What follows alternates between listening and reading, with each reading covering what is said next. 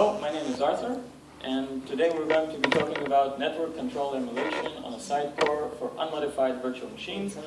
Hopefully, till the end of the talk, you'll understand some of these words. So we're going to be talking about network devices. We're going to be talking about virtual network devices. But first, for those who don't know how real network devices work, let's see how a real hardware network device works. So we have here the network device itself, and we have memory areas that the network device will use. We have one memory area for where the packets are going to be put, and another memory area that we're going to map to registers of the hardware network device. So the driver wants to send packets to the network. He writes packets to this area, and then he writes to the control registers to tell the network device to send the packets we put there. So the network device reads those packets and sends them across the line. So this was in the hardware situation. Now we're going to look at the virtual machine situation. We have a virtual machine, and we need a virtual network device, right? So in terms of the guest, the virtual machine, it works the same way. It puts the packets in an area for the packets, and then it wants to write to the area that is mapped to the registers of the network device. Only in the virtualized situation, there is no registers here. There are no registers here. So what happens is we get a trap, an exception, or in the virtual world we call it an exit. We exit from the guest, the virtual machine, to the hypervisor. The hypervisor is the program that runs the virtual machine. You know it like VMware, maybe? Okay, so the hypervisor now needs to emulate what the network device would have done in real life, right? So it reads the packets from this memory area and it sends them to the destination as necessary. Okay, so these exits, these context switches, are a main overhead of virtualization. We're going to be talking a lot about them. After the hypervisor sends the packet, it resumes the guest, and so on. So there are two types of virtual devices.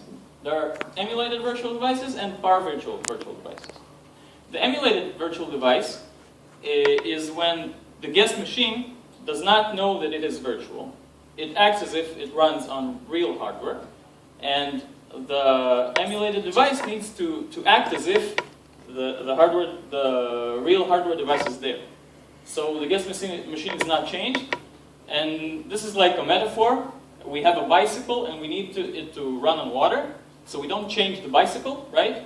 We just put floats here, and it works, and the bicycle doesn't know that it floats on water. It thinks that it runs on the road. So this is an emulated device. Power virtual device, on the other hand, it is allowed to change the guest, right? There is no real network device in the power virtual. If you have a power virtual device, there is no hardware counterpart in the real world. You just write software that will send packets for you, and now you need a device driver in the guest machine to send these packets to your device, right? So you're allowed to install a driver on the guest machine, meaning that you're allowed to change the machine itself. So the machine knows that it's virtual. So this is an example of how it would look like if you'd like to change your bicycle so it will go faster on water, right? That's the power virtual device metaphor. Okay, so now back to the real world. We're going to compare an emulated device of E1000. There's a real NIC of Intel, which is called E1000, and the power virtual device VirtualNet. So what we see here is how it acts in terms of where the calculation is currently going on. So we start with the guest, we put the packets in their place, and then we touch the register, which causes an exit to the host, and the host does all the sending of the packet, and then we return to the guest, and when we return to the guest, we also inject an interrupt. We inject an interrupt to tell the guest machine that the packets were sent. Now this guest interrupt handler is actually very, very expensive because it touches a lot of registers when it's running, and it causes a lot of exits, and it's a lot of overhead. Now if we see how the power virtual device acts, it puts a lot of packets at once at the packet area, and then a single exit, single touch of a register, and sends a lot of packets. And then when it injects the interrupt, since it's paravirtual, since it knows it is going to run a virtual machine, it doesn't cause all of these exits, and so it's a lot less expensive, right? So if we look at the throughput that we get from an emulated device and a paravirtual device, we can see that the emulated device gives us 0.5 gigabits per second, and the paravirtual gives us 9 gigabits per second. So if you look at this picture, we think, okay, paravirtual devices win, and there's no even reason to look at the emulated device, right? So our motivation here, so why are we even talking about emulation? What we want to do is we want to use emulation because it's a lot more convenient to everybody, okay? So on one side, we have the client. The client installs a guest virtual machine, and now if he wants to use a paravirtual device, he needs to install the paravirtual drivers on the guest machine. And you know it if you work with VMware as VMware tools, right? So if you search problem with VMware tools on Google, you get 2.5 million hits. And there's a lot of problems with installing paravirtual drivers. So the guest really doesn't like that. The user, the client of the hypervisor doesn't like installing these paravirtual drivers. It causes a lot of trouble. And if you move from one cloud provider to the other, you need to uninstall the old drivers, reinstall the new drivers. It's problematic for the client. And on the other hand, the hypervisor vendor needs not only to implement a new paravirtual device, it also needs to implement the device drivers in the guest for all possible operating systems. Okay, so this is a motivation why we want to use emulation. So can we improve emulation? That's the question we're asking ourselves. And before we answer it, I want to show you one thing about networking first. This is called Dcp Segmentation Offloading. So when in the real world, when you want to send traffic using TCP, a TCP segment can be 64 kilobyte in size, but when you want to get it out of your computer on the line, it can't be so large. So the network device needs to cut it to smaller slices and also calculate checksums for each slice. So this is hard work, and hardware can do it pretty fast. The emulated E1000 device that we've looked at works really hard, and it does that in software. Well, it's really, really unnecessary, because it will later send it to a real hardware device, which could have done it much faster. So there's an overhead here of both slicing the segment and calculating a lot of checksums. Okay? The alternative, which Virtual.net does, the paravirtual device does that, is not to do that at all and to leave the work to the hardware device. So this is the first optimization that we did to our emulated device. We removed the checksumming and the segmentation offloading from each send of each packet. We also removed copying of data. E1000, for some reason, copies unnecessarily the data from the guest to the host. Absolutely unnecessary. Virtual.net does not do that, so we copied Virtual.net as well and remove all this overhead. So the next thing we did, we saw that in E1000, the overhead of the interrupt handler is very large due to a lot of exits. So what we did was interrupt coalescing, which means you raise an interrupt only once in a while, not every packet that you send. So this way we reduce the interrupt overhead. And the final thing we did is batching. What you see here is preparing a packet, then sending a packet. Preparing a packet, sending a packet. Instead, you can prepare a lot of packets one after the other and send all of them at once. Now you can't avoid the exits because each packet you touch a register and this causes an exit, but you can at least wait until you have a large batch of packets and send them all together, which will improve locality and hopefully improve the speed. So let's look at the results. This is the baseline E1000, the emulated device. This is how low it is in terms of throughput. Sorry, what we see here is the micro benchmark netperf. What it does, it sends messages in different sizes. You tell it which size you want to send, and we sent all the spectrum of messages from 64 bytes to 64 kilobytes. And the throughput we got from E1000 baseline is really, really low.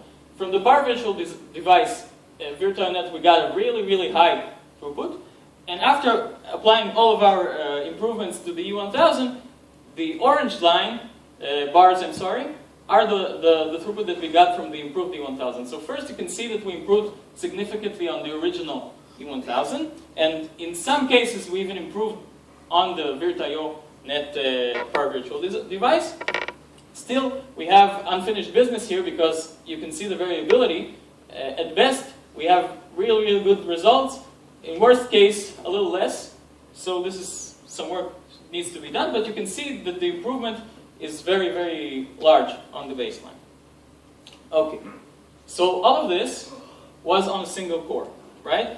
And we still have the exits. We didn't remove the exit that we have, actually. So can we remove the exit somehow? And the answer is yes. If we go to if we get a second core to work with, we can use what is called a side core. Now, what is a side core? In a side core, what you do is you hope that it works and it stops working. Sorry. Okay. So with a side core, these registers that were unmapped, you map them to the memory. So now you have no exits. We actually solved the exit problem here. But it still doesn't work. Because now, every time a register is written to, nothing happens. Nobody reacts to that.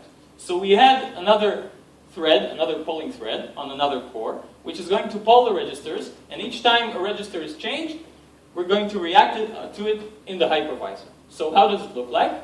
This is the original E1000 with all the purple exits, as you can see. And this is the ideal side core. What you see here is the guest continuously running without any exits down here, and the host side core continuously running up here, and doing the work that the guest wants it to do.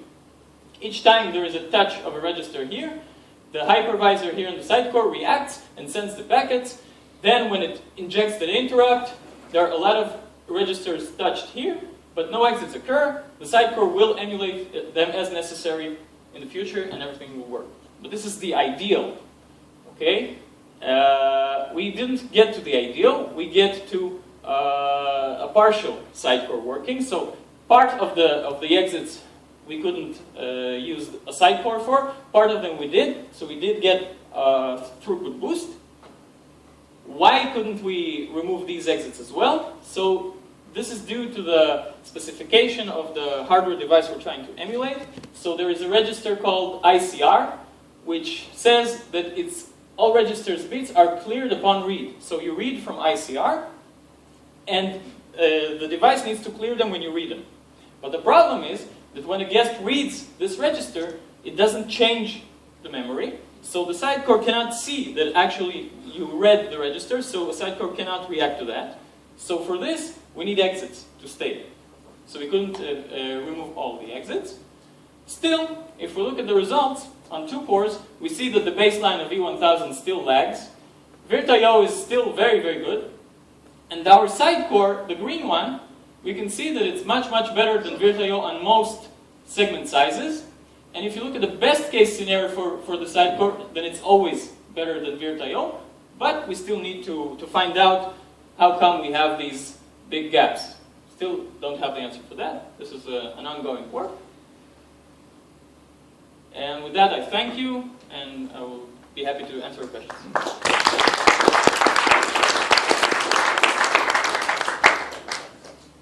The revised driver work on the original machine as well? If I understand correctly, you ask if the driver of the emulation in the guest... The new emulated driver that you Yes, have absolutely. All of this work was done without changing a bit in the guest machine. I changed only the hypervisor. Ah, okay. So this is the main part of this, because you want emulation to work on the guest no matter what you do with the guest where you move it. Okay, you want your guest to stay I was the under same. the impression that you made changes there also. Okay. No. That's the whole point. Emulation. The name of this is for unmodified guest machine. That's the whole point. The strength of this. Yes. I have 2 questions. The first, have you considered SRIOV? Okay, SRIOV, for those who don't know, is when you connect the virtual machine directly to the hardware. So you don't need to do all this emulation or power virtualization stuff. But there is a big downside to SRIOV, and that you don't get interposition. You don't have software in the middle that can do different things. For example, filtering. For example, statistical analysis. For example, stuff like that. You need a deduplication that Roman talked about. You also do that in virtual machines. You can do stuff like that when you have interposition. With SRIOV, you don't have interposition. So this is the problem. And SRIOV is faster, but it's less flexible. Okay? And the second, not the question, the recommendation. Danny runs in your faculty do some similar work in, but he analyzed the performance of OBS. Okay. He analyzed the performance of OBS. We have a work that analyzes the performance of OBS, and it's something related about. Okay, I'll speak to Danny Rad. Okay, didn't know about that. Yeah. So if you can go back a slide, your experiments are basically, it doesn't matter. Yeah. The variability of the experiments are just 100 runs on the same data. What's Yeah, it's not data. It's actually it's only 10 runs with the same setup, right? So all that's running is only the micro benchmark netperf from the client to the server and back the communication. Yeah. And it's an isolated machine. Everything is isolated. Everything that I know of is isolated. What I wanted to show.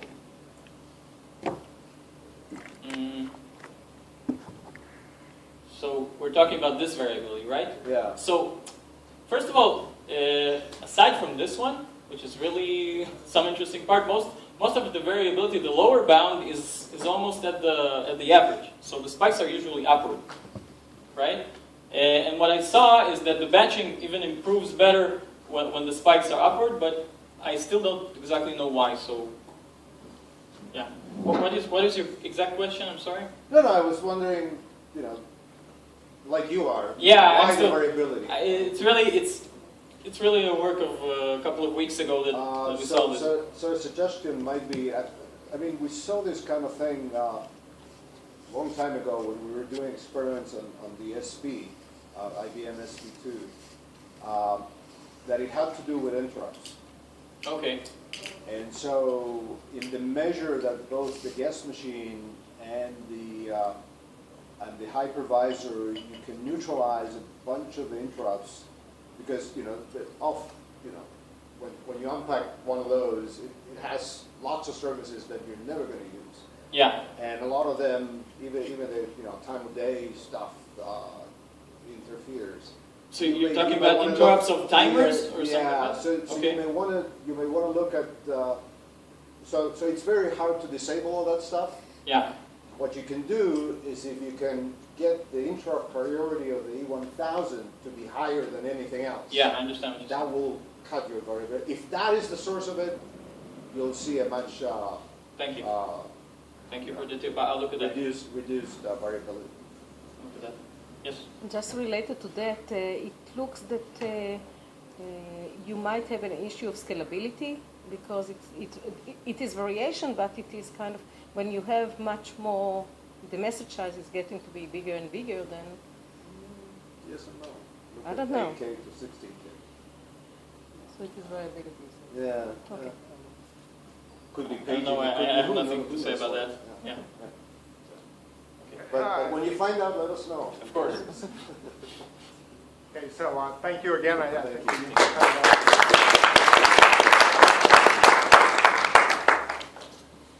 And our final